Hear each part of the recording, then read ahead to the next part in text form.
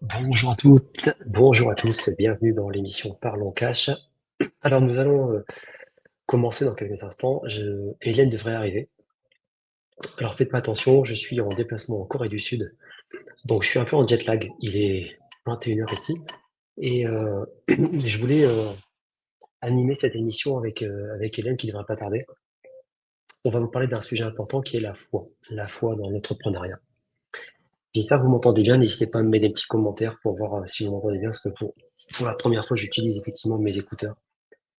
Donc, sujet important qui, en fait, on le voit jamais, on vous parle jamais de ce message-là, on vous parle jamais de la foi, on vous parle de la chance, on vous parle de plein de choses, on vous parle de stratégie, de technique, on parle d'équation, de la science du succès. Mais aujourd'hui, c'est bien plus que ça, en fait, le business. Il y a beaucoup de choses, en fait. Euh, Ce que je vais faire, je vais juste régler un petit peu le son de mes AirPods parce que je vous avoue, c'est juste. Bon, voilà, là, comme ça je m'entends mieux. Je trouve que c'est beaucoup mieux.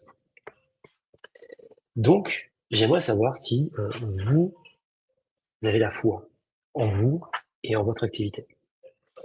C'est important. Souvent, je parle en fait, quand je parle d'ailleurs au niveau de la vente, je vous explique que ce que vous avez en vous, vous allez transmettre à l'autre. Sauf que ça va se multiplier chez l'autre. C'est-à-dire que si vous êtes dans le doute, ce doute va se multiplier chez l'autre. Donc, aujourd'hui, dans votre business, oui, c'est certain qu'il faut avoir une application, un petit oignon des lois universelles du business. Avec Alliance 5D, nous, on a l'habitude aussi de dire c'est pas suffisant, ces lois universelles du business. Parce que je suis bien certain que la plupart d'entre vous, vous avez appliqué toutes les techniques marketing, vous avez même utilisé plein de choses. Pour autant, ça n'a pas marché. Bon, bien souvent, ça n'a marché pas parce que c'est mal exécuté, parce que peut-être que l'offre n'est pas adaptée non plus, peut-être que votre énergie n'est pas bonne, etc. Alors, il y a plein de raisons logiques et objectives qui peuvent avoir lieu. Par contre, oui, et souvent aussi, c'est le fait qu'on arrête. On arrête avant de vraiment avoir essayé, etc. Donc, la question à se poser, c'est de se dire, OK, une fois que j'ai mis tout ça en place, une fois que j'ai mis en place toutes ces lois universelles du business, toutes ces stratégies, que je les ai faites dans le temps et je les ai bien faites, et que j'ai fait, comment dire, des corrections systémiques sur l'ensemble des étapes de mon business. Donc, qu'est-ce qui se passe? Alors,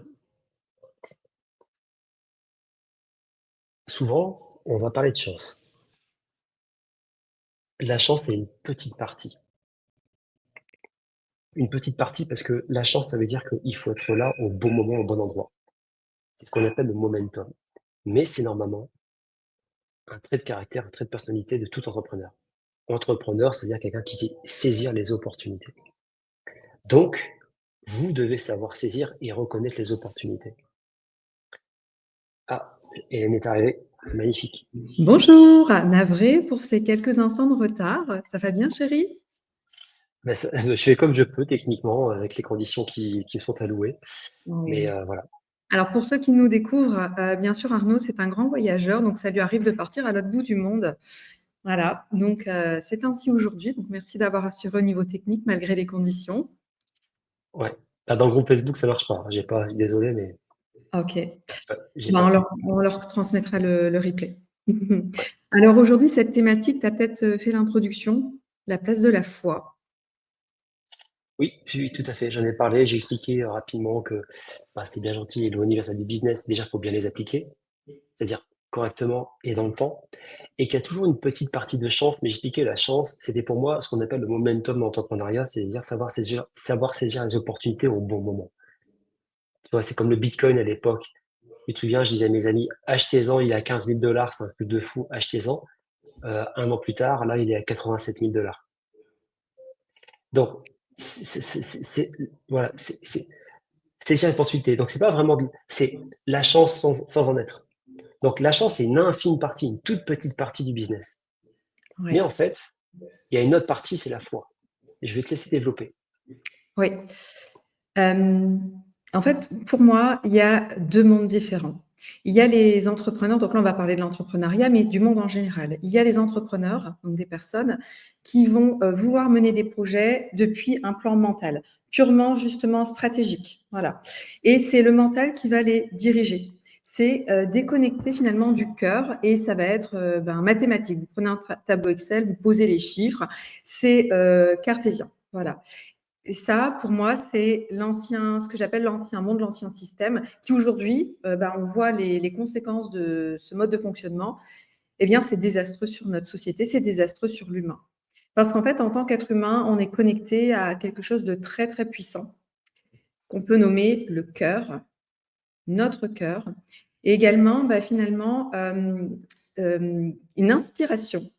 J'aime bien parler d'inspiration divine. Donc, c'est quelque chose qui va venir activer notre cœur, mais qui vient de beaucoup plus loin, qui est beaucoup plus grand que nous. Et donc, si en tant qu'entrepreneur, eh bien, on a d'abord l'appel du cœur parce qu'on est inspiré par un projet, l'inspiration, c'est un mouvement d'inspiration. On fait rentrer, c'est là. Voilà. Et ça vient bien de quelque part, l'inspiration. Ça vient, pour moi, de quelque chose de plus grand que nous. Et donc, si on déploie ce projet depuis cet espace du cœur, on va mettre notre mental au service de notre cœur. Et là, on va pouvoir créer des projets extraordinaires. Et moi, je fais vraiment cette distinction entre des entrepreneurs. Pour moi, c'est l'ancien système qui ne fonctionne qu'avec le plan mental, leur volonté individuelle. Leur volonté individuelle, eh bien, c'est inhérent à leur personnage, c'est inhérent à leur construction terrestre, c'est inhérent à leur blocage, à ce qu'ils connaissent finalement de la vie. Et ce qu'on connaît de la vie, c'est quand même très limité. Ça se limite à ce qu'on a appris de nos parents, ce qu'on a appris à l'école, ce qu'on a appris quand on s'est formé, etc. Voilà, c'est très limité. Alors que là, quand on est mu d'une inspiration divine et quand on crée depuis cet espace du cœur, on va mettre notre plan mental au service de notre cœur. Voilà, donc pour moi, ça change tout. Ce sont deux modes de fonctionnement, deux états d'être vraiment totalement différents. Et les conséquences, les résultats dans le quotidien, dans la matière et dans les entreprises va être totalement, radicalement différent. Et en fait, avec Arnaud, pour les personnes qui nous ont suivis dans l'événement qu'on a fait il n'y a pas longtemps, on est vraiment dans cet espace-là. On est vraiment animé par l'inspiration, j'ai envie de dire, je peux utiliser ce mot-là, inspiration divine. On est vraiment animé par quelque chose qui nous dépasse. Arnaud, s'il me dit, donc lui, en tant qu'entrepreneur, en fait, il a plusieurs passions, plusieurs choses qui viennent l'animer, et notamment, eh bien, la photo. Donc, si un matin, Arnaud va se réveiller en disant, je ressens l'inspiration, j'ai envie d'aller dans tel pays, j'ai l'envie de, je vais dire, go, vas-y. Et en fait, le comment on va se débrouiller, comment on va s'organiser alors qu'on a des obligations professionnelles, ce n'est pas un problème. Voilà. Ce matin, j'avais un rendez-vous, pour moi, qui a été pris 1 an à l'avance, et je l'avais oublié, ce rendez-vous, parce que je n'avais pas encore d'agenda à l'époque. Et donc là, je reçois le rappel du rendez-vous hier. Je me dis, mince, ma journée était blindée, comment je vais faire? Et en fait, j'ai tellement confiance, je sais que tout va naturellement se positionner. Et voilà. Et donc, en fait, quand on utilise cette notion de confiance, donc la confiance, en fait, elle est une conséquence de la foi. D'accord? Quand on est mu par la foi, quand on est mu par une inspiration plus grande que nous, eh ben, on y go, on y va. Et en fait, oui, on a besoin du mental. Arnaud, il a dû organiser son voyage, il a dû planifier les choses. Dans une entreprise, on a besoin d'organiser. Moi, quand j'ai dû bouger des rendez-vous ce matin, ça m'a demandé d'organiser également des choses, de rentrer en relation aussi avec les personnes avec lesquelles j'avais des rendez-vous ce matin. Mais en fait, le message que je veux vous donner ici, c'est que quand vous êtes juste avec la force de votre mental, de votre volonté purement humaine, on va dire, c'est très limité et vous allez vite vous sentir très frustré, très limité, très contraint et pas heureux. Alors que si vous vous connectez à ce quelque chose de plus grand qui vient vous animer, qui vient vous inspirer, que vous sentez que vous êtes dans la foi, vous êtes dans la confiance. Vous savez que peu importe ce qui va se passer, tout va bien aller. Et c'est méga important quand vous vous lancez dans un projet. D'ailleurs, pour n'importe quel entrepreneur, Arnaud, tu me diras ce que toi tu en penses, mais tu avais partagé cet exemple-là justement de ton frère. Mais quelle idée pour un entrepreneur déjà de se lancer s'il n'a pas la foi, déjà d'un sens basique, s'il n'a pas foi en son projet. Qui serait assez fou pour se lancer dans un projet entrepreneurial s'il n'a pas la foi, s'il n'y croit pas? Et donc on peut se poser la question, mais elle vient d'où cette foi, cette confiance? Elle vient d'où? Elle vient vraiment, voilà, je vous invite à y réfléchir. Arnaud, tu me diras un petit peu ce que tu en penses. Mais la foi, bah, sur ton parcours et dans toutes tes entreprises, bah, elle a toujours été très, très présente. Est-ce que tu es d'accord pour parler, Mm. bah, moi, c'est un mot, mais ne vous arrêtez pas à ces mots, mais d'inspiration de quelque chose qui nous dépasse? Ouais, il y a plusieurs choses. Déjà, foi, pas égale religion, Ah oui, forcément. surtout pas. Non, ça n'a rien à voir avec Ouais. les religions. Les religions, on parle des hommes. Les religions sont des constructions humaines. La foi n'a rien à voir avec ça. Je voulais préciser parce que c'est important, même si j'ai une anecdote que je vais raconter qui est quand même plutôt sympathique. Ce que je voulais dire par rapport à ce que tu viens de dire, je suis désolé, il y a des gens qui pensent qu'ils sont dans la foi quand ils créent leur boîte, mais ils le sont pas. Ils sont dans la Ils, force, s- en réalité. Ils sont ils là. sont dans l'ego. Mm. Je vous le dis parce que moi je l'étais, mais là où je l'étais encore plus, et toi aussi, parce qu'on en a déjà parlé souvent, on était inconsciemment incompétents. On était des inconscients. On pensait qu'on allait casser la baraque, qu'on allait avoir une vie fantastique, et que tout allait glisser, que tout allait être en claquant des doigts. Grosse désillusion. Pour ceux qui connaissent pas, moi pendant 3 ans, j'ai créé plein de boîtes. J'avais déjà été entrepreneur depuis 2007, hein, mais plutôt dans le domaine, je vais dire, entrepreneur physique avec un magasin. Donc, bon, un vrai gros challenge, hein, c'est-à-dire rendre sexy une boîte qui perd de l'argent pour pouvoir la revendre. Bon, c'est un gros challenge, mais ça n'a rien à voir avec le monde du digital. Donc, ce qui est bien, c'est que maintenant, moi, je sais manier le monde du physique et le monde du digital. Et dans le digital, il m'a fallu, ouais, 3 ans d'échecs et d'erreurs parce que, oui, je pensais que j'allais cartonner, que j'allais gagner 20 000 par mois, tranquille, net, hein, j'entends. Mais non, parce que l'ADN n'était pas du tout pareil. Donc, tu vois, euh, la foi, non, parfois, tu sais, on fonce tête baissée vers quelque chose parce que souvent, on va fuir quelque chose aussi, et notamment le salariat. C'était pas mon cas, hein. Attention, je n'ai pas fui le salariat. Moi, j'adorais être DRH, mais quand j'ai dit que c'était terminé, c'est parce que j'avais envie d'être entrepreneur. C'était une envie, j'étais poussé vers ça. Donc, tu vois, pour ça, je pense qu'il faut faire le distinguo, il faut bien nuancer les choses. Et aujourd'hui, je pense qu'il y a beaucoup de gens qui partent dans l'entrepreneuriat, mais ils sont inconsciemment incompétents. Alors, ça n'empêche pas d'être dans la foi et en même temps inconsciemment incompétent, parce qu'on l'est tous inconsciemment compétents. C'est-à-dire cette inconscience de, voilà, ça va aller vite, j'ai besoin de personne. Mais cette foi-là, si tu veux, moi, je l'ai pas ressenti, je l'ai pas mesuré, parce que justement, je pense que quand tu le sens pas, que tu le mesures pas, notamment si je parle de la photo, enfin, toutes les choses que j'ai faites comme ça, on va dire, sans réfléchir, j'étais dans, ouais, dans la foi, j'étais dans la certitude. Voilà. Donc, ça serait intéressant de t'expliquer, toi, ce que tu veux dire par la foi. C'est-à-dire, qu'est-ce que tu ressens, enfin, comment tu détermines la foi pour toi? Parce que, en gros, moi, j'ai jamais ressenti la foi. Enfin, ça dépend de la définition que tu en as. La certitude, oui. Exactement. Non, non, mais c'est une question de définition parce que toi, tu utilises le mot certitude. Donc, en fait, là, pourtant, on aurait pu changer le titre en mettant la place de la certitude dans l'entrepreneuriat. Tu vois? Mm. Donc, pour toi, tu le nommes, on n'est pas câblés pareil, Arnaud et moi, mais comme tout le monde, déjà, homme, femme, on ne fonctionne pas pareil. Et en fonction de notre parcours de vie, on ne fonctionne pas pareil. Et tant mieux. Hein, voilà. Et moi, j'invite toujours, quand je parle, quand je fais mes vidéos, aux personnes de ne pas s'arrêter aux mots, de comprendre en fait l'idée derrière le mot. En fait, quand tu parles tu nommais quoi comme mot?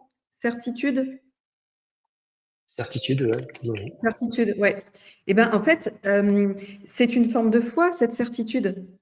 Tu vois? Qu'est-ce qui fait, et surtout pour la photo, enfin, en fait, pour tout ce que tu as créé, qu'est-ce qui a fait que tu as eu cette certitude? Parce que tu as senti qu'il se passait quelque chose là de différent à l'intérieur de toi. Émotionnellement, il y a eu un impact à l'intérieur de toi, quelque chose de différent. Quelque chose qui t'a fait dire à l'intérieur de toi: «Go, je me lance et j'y vais». En fait, je pense que n'importe quelle entreprise, démarre d'une certitude qu'on va réussir, de la foi que ça va fonctionner. Et heureusement, sinon, on ne se mettrait pas en route. Mais ça ne veut pas dire que, on est bien d'accord que ce n'est pas parce que... Donc moi, j'ai démarré, je vais parler de mon cas, j'ai démarré en ayant la foi. Ce n'est pas parce que ce que je voulais créer ne s'est pas manifesté l'année d'après que du coup, j'étais dans l'erreur. Ça veut simplement dire quoi? Ça veut dire que ce qui me guide et ce qui m'a toujours guidé, c'est cette notion de foi. Toi, c'était ta certitude que tu allais réussir, tu vois. En fait, c'est la même chose. Mais en fait, ça ne change rien. Le problème, c'est qu'on a tendance à penser que ça va arriver tout de suite et que tout de suite, on a toutes les connaissances et les compétences. C'est pas ça, avoir la foi. C'est peut-être que justement parce qu'il va y avoir des moments très difficiles, je ne lâche pas parce que j'ai cette foi, parce que j'ai cette certitude qu'il y a quelque chose ici pour moi. Et c'est là où on apprend à être humble. Parce qu'au début, on pense qu'on peut tout faire tout seul, limite, on est très, très puissant. Et après, on se rend compte qu'en fait, on est petit. Dans le sens, petit, c'est pas négatif. Hein. Ça veut dire, j'ai besoin de collaborer avec d'autres. J'ai besoin de faire alliance avec d'autres. J'ai besoin de chercher des ressources avec d'autres. Et ce qui est très positif, puisque nous sommes alors complémentaires. Donc, ça n'a rien changé. Ta certitude, elle est toujours là. Ma foi, elle est toujours là depuis tellement d'années. Seulement, ça ne s'est pas fait en un claquement de doigts. Il ne s'agit Oui, pas d'une force magique. Il sauf que s'agit de se donner les moyens d'y arriver. ouais. Sauf que si tu veux, pour moi, la différence entre la foi et la certitude, la foi est inébranlable. Elle est moins inébranlable que la certitude. La certitude, tu peux vite, oh, il y a une petite barrière qui arrive, ça peut vite s'effriter. Alors que quand tu as la foi, normalement, même quand il y a une barrière, ça résiste plus. Je dis pas que ça peut altérer, mais la foi résiste plus que la certitude. Donc, vous mettre dans la foi que dans la certitude. C'est-à-dire, la foi, c'est comme si, en fait, on savait qu'il y a un dessein pour nous plus grand que nous. Alors que la certitude, on peut vite se dire, merde, tiens, j'ai pas les résultats. Puis tiens, j'ai quelqu'un qui a l'air vachement moins doué que moi, qui réussit mieux que moi. C'est souvent ce que je voyais sur les réseaux. Je me disais, comment c'est possible que cette personne-là ait fait autant de chiffre d'affaires? C'est pas possible, en fait. Non, et je pense que d'ailleurs, beaucoup de personnes ici doivent souvent se dire des choses par rapport à des gens qui voient sur Internet. Ils ont du mal à y croire. Bon, c'est vrai qu'il y a beaucoup de bullshit sur Internet. Beaucoup de gens qui prétendent des choses qui n'existent pas. Mais n'empêche que. Donc voilà, je pense qu'il vaut mettre dans la foi parce que c'est quelque chose qui nous porte beaucoup plus, qui nous élève. En fait, du coup, ça m'évoque quelque chose. Je pense que tu as eu la foi à un moment donné, mais qu'après, ton ego, je vais dire ça comme ça, se l'est accaparé par la force et c'est devenu une certitude. Et donc, du coup, c'est vrai qu'on peut aussi, on le voit, certains entrepreneurs, finalement, se coupent du pourquoi ils se sont lancés, finalement, de cette foi qui a fait qu'ils ont démarré. Et c'est rigolo, j'ai une petite anecdote là, très sympa. Je suis en Asie et j'arrive dans un parc national quand même très énergie bien élevée, avec des temples bouddhiques très beaux, très propres. Et puis il y a une prière. On entend un prêtre en train de faire une prière. Et je me mets juste en plein en face, plein milieu, et je vois le Bouddha là, comme ça, dans la maison. Je vois le Bouddha, et moi j'ai 13 Bouddhas, donc je peux vous dire, voilà, c'est mon truc. Et je me mets en face, et là je lui dis, apporte-moi plus d'abondance dans ma vie.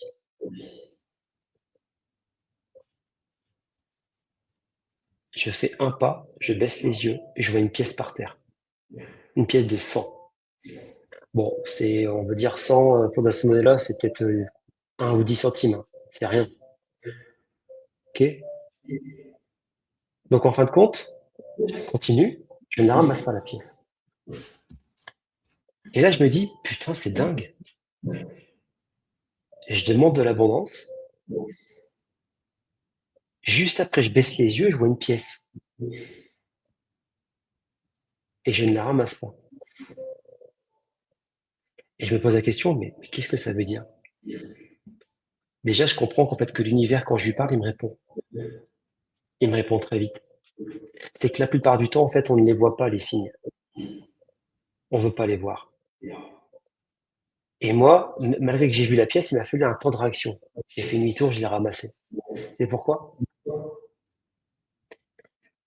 Parce que j'ai compris le message de l'univers à ce moment-là.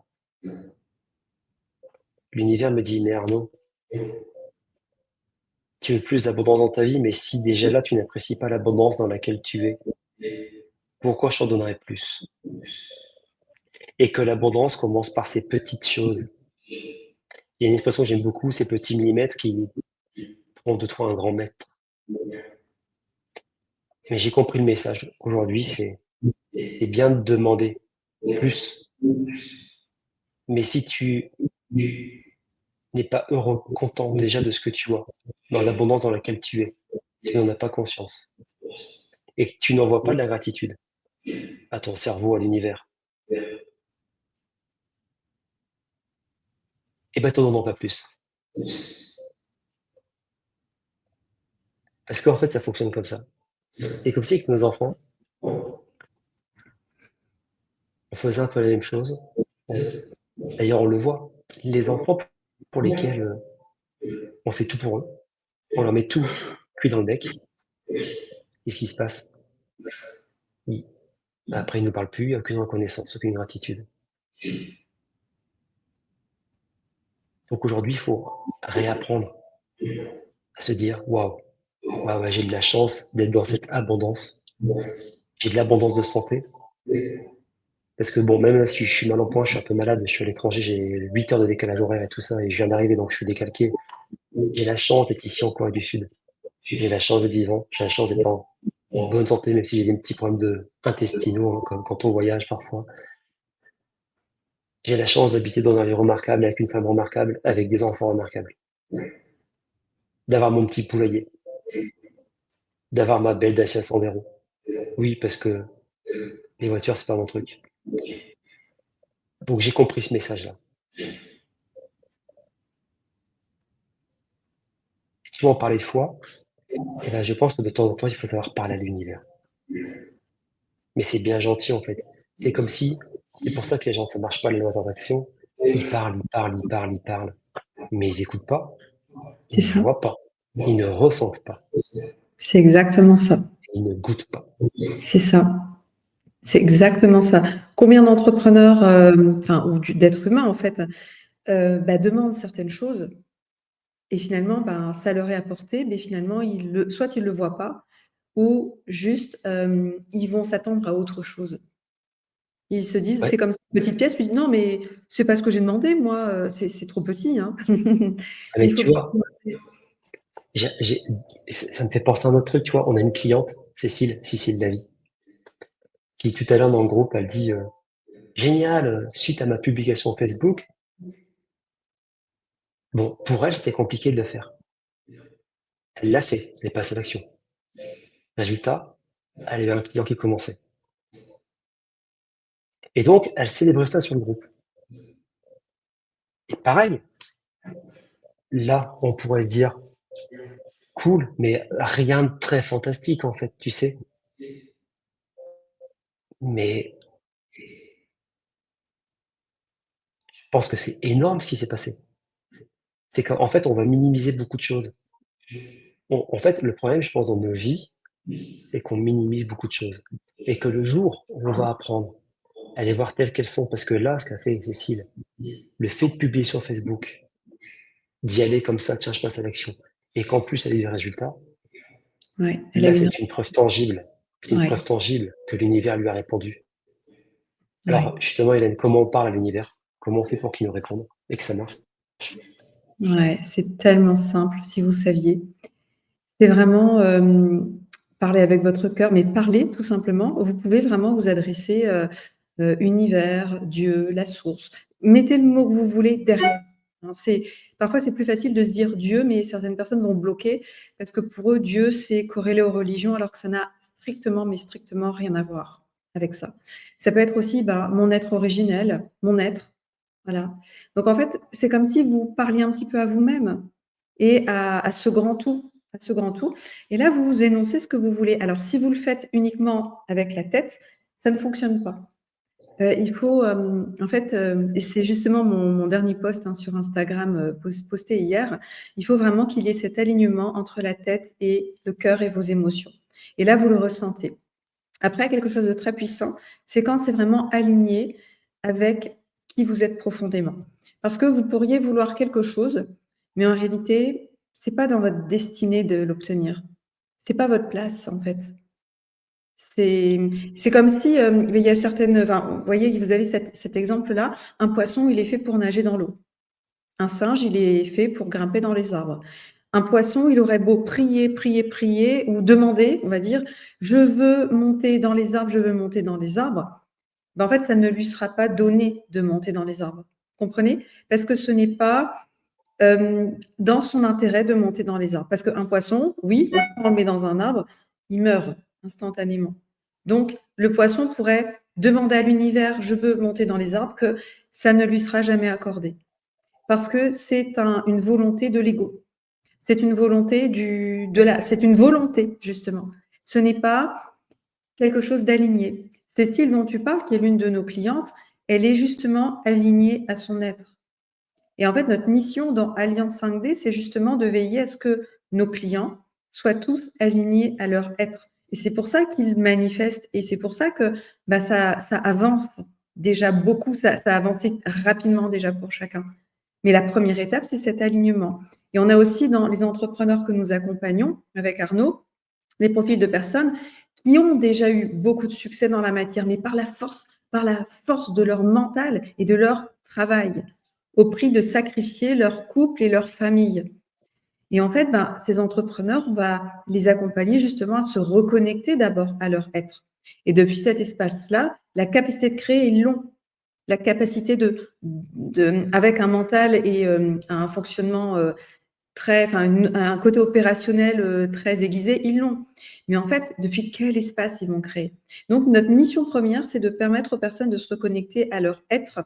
Et là, on peut vous assurer que quand vous êtes là, dans cette connexion à votre être, vous créez du bon espace. Et que quand vous faites une demande à l'univers, à Dieu, peu importe comment vous voulez nommer ça, eh bien, puisque c'est votre chemin, c'est votre destinée, oui, j'ai envie de dire, là, tout se déroule face à vous. Et aussi, cette notion de foi signifie aussi que des fois, ça ne va pas avoir lieu demain. Mais ce n'est pas parce que vous n'obtenez pas ce que vous voulez, vous avez demandé demain, que ça ne va pas arriver plus tard. C'est important de le nommer. Moi, comment je définis la foi? C'est très simple.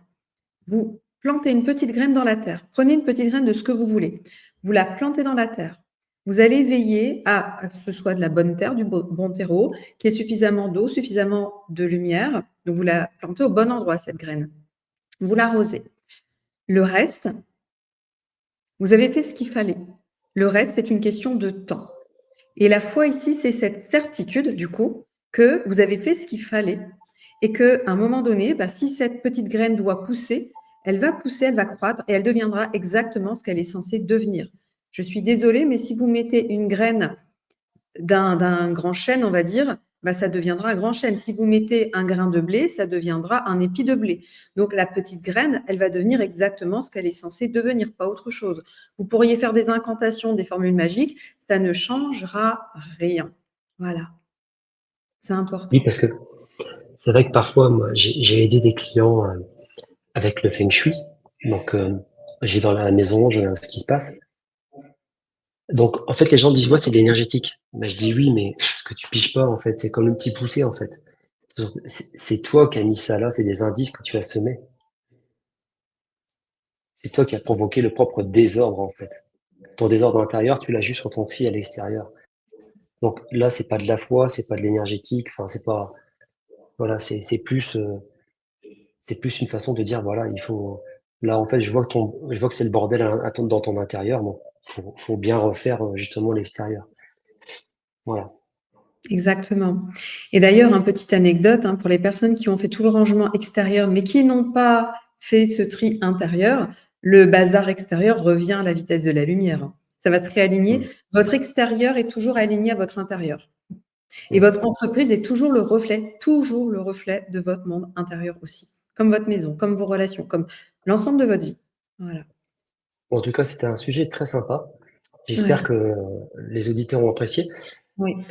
On propose une formation offerte, hein. N'hésitez pas, vous avez le lien ci-dessous. Vous pouvez retrouver ça directement Oui. Et pour les sur LinkedIn, etc., etc. Et les personnes qui souhaiteraient prendre directement un appel pour nous rejoindre, parce qu'on Il vous y a, il y accompagne. a le lien, oui, il y a le lien également de LinkedIn, sur LinkedIn si vous voulez rejoindre nos accompagnements. Ça se passe uniquement par, comment dire, par appel. Il y a une sélection. Il y a une sélection, donc vous allez être chouchouté par nos facilitatrices. Ouais, Voilà. n'hésitez pas à prendre ce temps. Nous, notre mission, c'est vraiment de nous assurer que les entrepreneurs soient alignés à leur être et que là, ils puissent créer, donc mettre leur mental au service de leur cœur et pas le contraire. Et là, on a forcément des entreprises heureuses et prospères. Qui dit entreprise heureuse et prospère dit derrière des êtres humains, des collaborateurs, des familles entières et finalement, par extension, le monde entier. Voilà, et c'est ce en quoi on contribue avec Arnaud. Voilà, donc on vous laisse, prenez soin de vous et on vous dit à la semaine prochaine pour un nouvel épisode de Parlons Cash. À très Merci vite. bien.